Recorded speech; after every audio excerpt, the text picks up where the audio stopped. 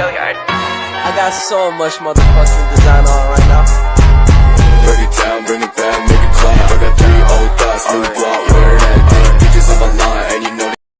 Sejarah berdirinya Kerajaan Mataram kuno. Kerajaan Mataram kuno termasuk ke dalam bagian sejarah munculnya agama Hindu-Buddha di Indonesia.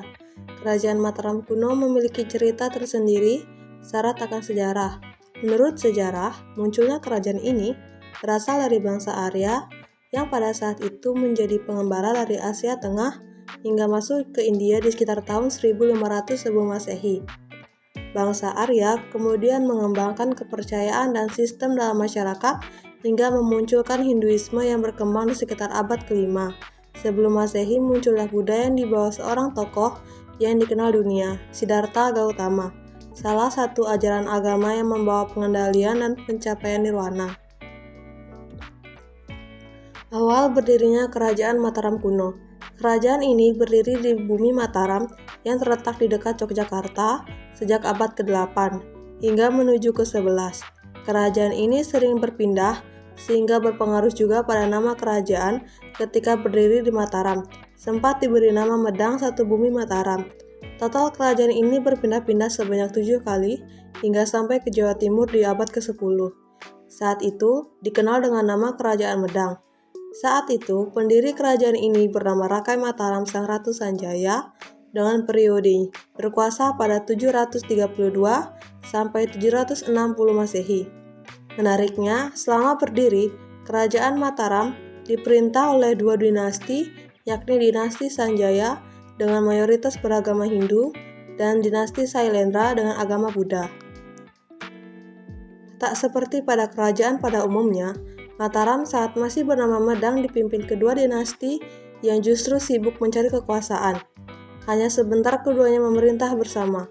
Pemerintah Sanjaya juga memiliki beberapa pemimpin selain Rakai Mataram Sang Ratu Sanjaya, di antaranya seperti Sri Maharaja Rakai Panangkaran, Sri Maharaja Rakai Pikatan, dan terakhir adalah Sri Maharaja Watupura, Dyah Balitung. Sementara para dinasti Sailendra, pemimpin pertama adalah Banu, yang kemudian berlanjut ke Raja Wisnu hingga membuat dinasti Sanjaya tunduk kepadanya. Bahkan, Samaratungga yang merupakan raja terbesar dan terakhir Sailendra juga patuh kepadanya. Begitulah bagaimana proses berdirinya Kerajaan Mataram. Letak Kerajaan Mataram kuno. Letak Kerajaan Mataram kuno.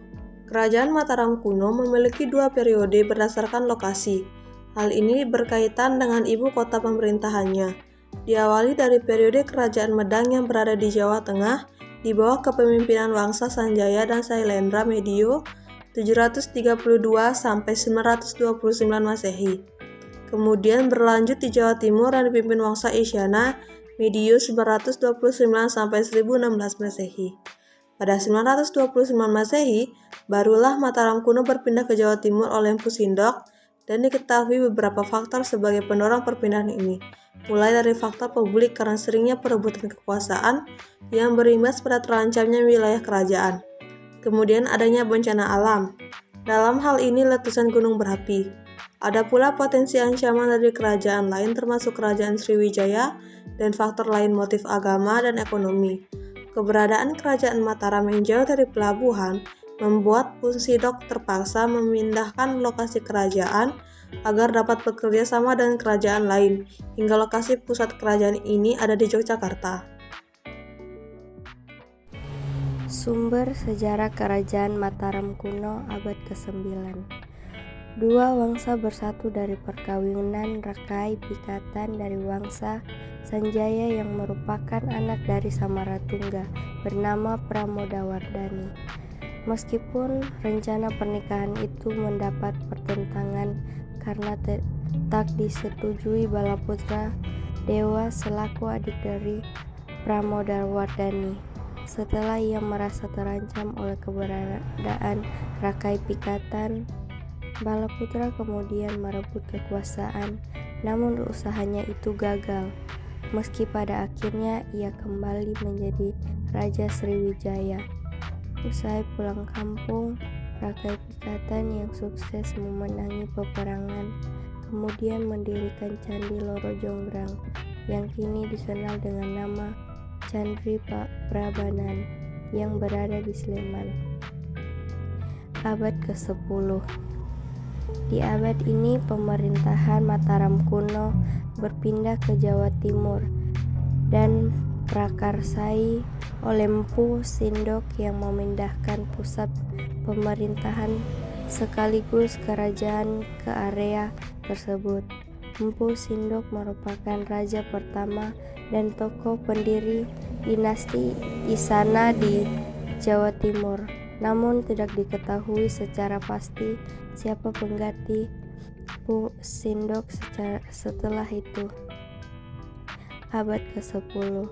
Kehancuran Dharmawangsa Teguh akibat dari serangan kerajaan Sriwijaya telah mengalami kegagalan bekerja sama dengan kerajaan Wurawari. Namun ada yang selamat dari serangan terhadap Dharmawangsa, yakni Airlangga, hingga kemudian dinobatkan sebagai raja di 1019 Masehi serta mampu memperluas wilayah kekuasaan. Kehidupan kerajaan Mataram kuno. Meski banyak pihak kekuasaan yang berambisi memiliki kekuasaan penuh di Mataram kuno, namun kehidupan kerajaan ini dikenal dengan toleransi beragaman. Sangat kuat mengantung Hindu dan Buddha sama-sama hidup rukun. Hal ini terlihat dari banyaknya pembangunan candi-candi yang disebut sebagai peninggalan.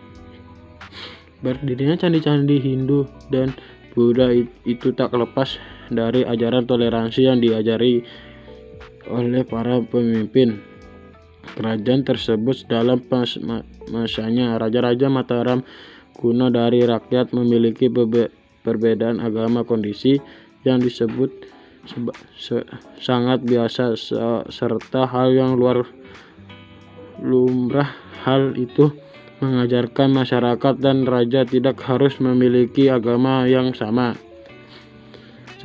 Seperti salah satu pernikahan antara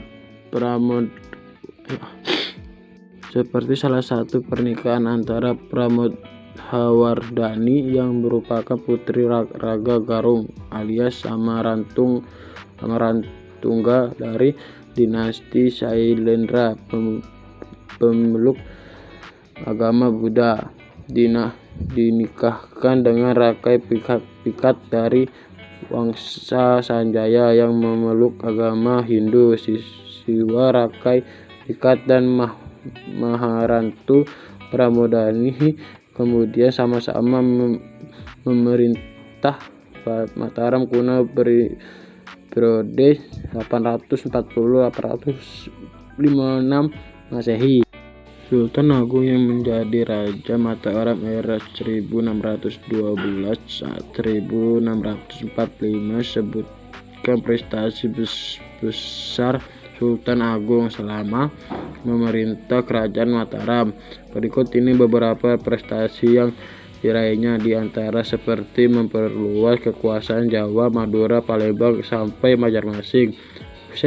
Sukses mengatur dan menguasai wilayah kekuasaan dari pusat dan mengembangkan kegiatan ekonomi yang agresif. Sultan Agung sudah naik tahta sejak usia di 20 tahun dan dikenal membawa kerajaan Mataram.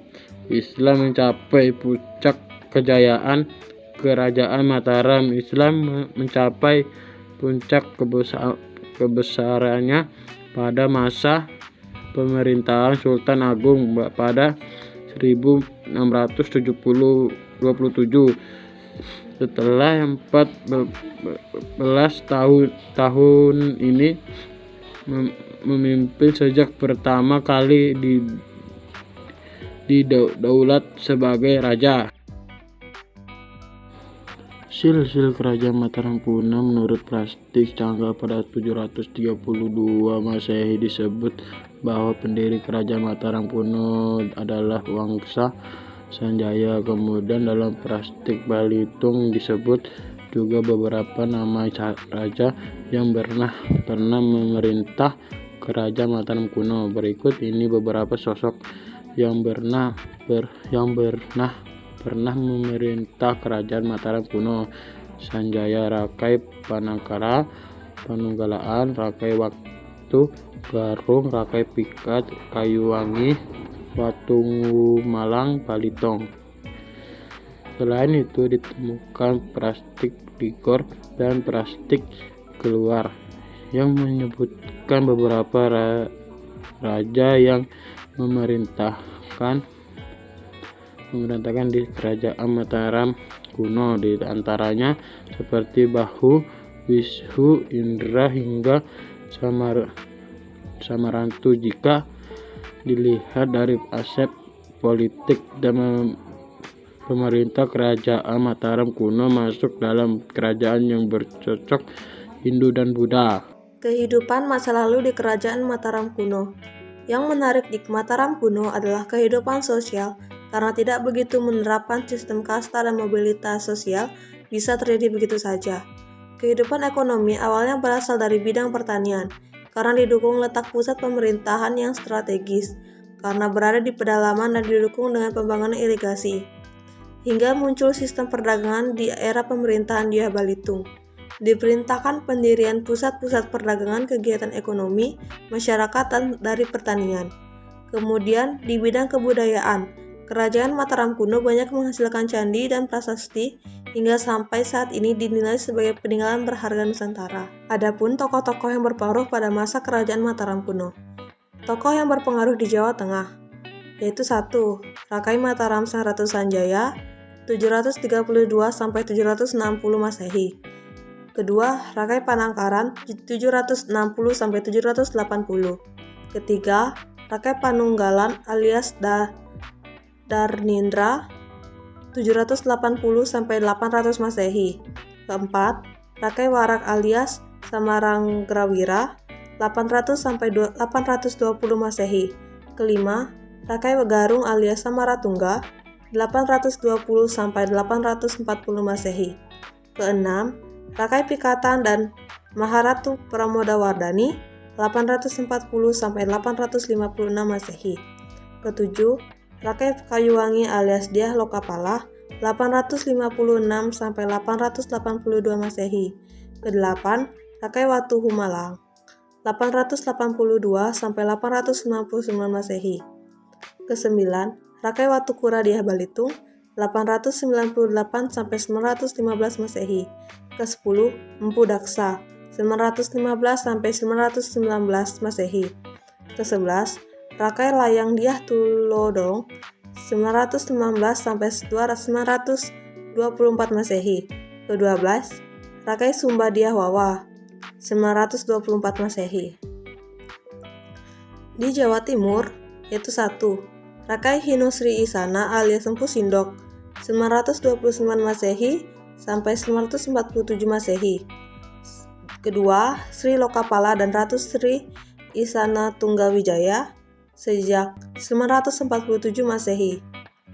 Ketiga, Makutawangsawardhana hingga 985 Masehi. Kelima, Dharma Wangsa Teguh 985 sampai 1007 Masehi. Peninggalan kerajaan Mataram kuno dari di Jawa Tengah membuat kerajaan Mataram kuno memiliki peninggalan yang cukup banyak, termasuk lewat prastik dari candi-candi memang sangat kental dengan Mataram